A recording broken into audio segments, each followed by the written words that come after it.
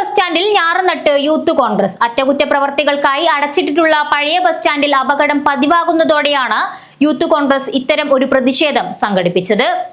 പഴയ bus stand 2 മാസത്തോളമായി നവീകരണ പ്രവർത്തനത്തിന്റെ പേര് പറഞ്ഞ് അടച്ചിടുകയും ഇടയ്ക്ക് പ്രവർത്തികൾ നിർത്തുകയും മഴ പെയ്തപ്പോൾ ചെളിക്കുളമാവുകയും ചെയ്തുവെന്നാരോപിച്ച് പ്രതിഷേധം ശക്തമാക്കി യൂത്ത് കോൺഗ്രസ് പ്രവർത്തകർ.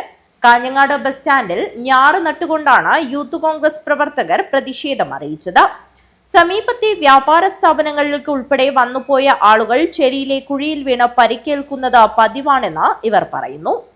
കഴിഞ്ഞ ഏപ്രിൽ മാസത്തിൽ ഈ ബസ് സ്റ്റാൻഡിൻ്റെ ശോചനീയാവസ്ഥയ്ക്ക് പരിഹാരം കണ്ടെത്താൻ വേണ്ടി ഏറ്റവും പ്രധാനപ്പെട്ട ഒരു സമയത്ത്, അതായത് വിഷു ദിനത്തിൻ്റെ തൊട്ട് മുമ്പായി ഈ ബസ് സ്റ്റാൻഡ് അടച്ചിടുകയും അതിൻ്റെ നവീകരണത്തിനായി ഇതൊക്കെ കിളച്ചു മറിച്ചിടുന്ന ഒരു സാഹചര്യം ഉണ്ടായിട്ടുണ്ട്.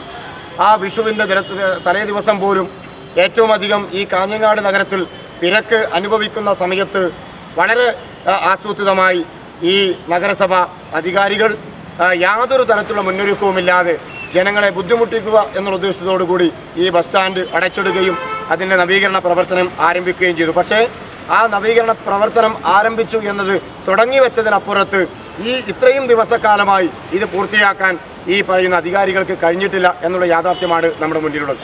കോൺഗ്രസ് ജില്ലാ കമ്മിറ്റിയുടെ നേതൃത്വത്തിൽ ബസ് സ്റ്റാൻഡിൽ ഞാറുനട്ടും വാഴനട്ടും പ്രതിഷേധിച്ചു. പ്രതിഷേധ നാട്ടിപ്പാട്ടോടുകൂടിയാണ് പ്രവർത്തകർ ഞാറുനട്ടത്.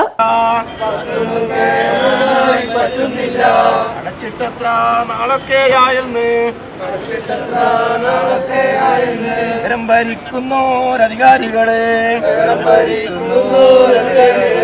ജനങ്ങളോടായി നിങ്ങൾ ഉത്തരം പറയണം. ജില്ലാ youth Congress committee president KR Karthikeyan അധ്യക്ഷത വഹിച്ചു. ജില്ലാ Congress committee vice president BP Pradeep Kumar ഉദ്ഘാടനം ചെയ്തു.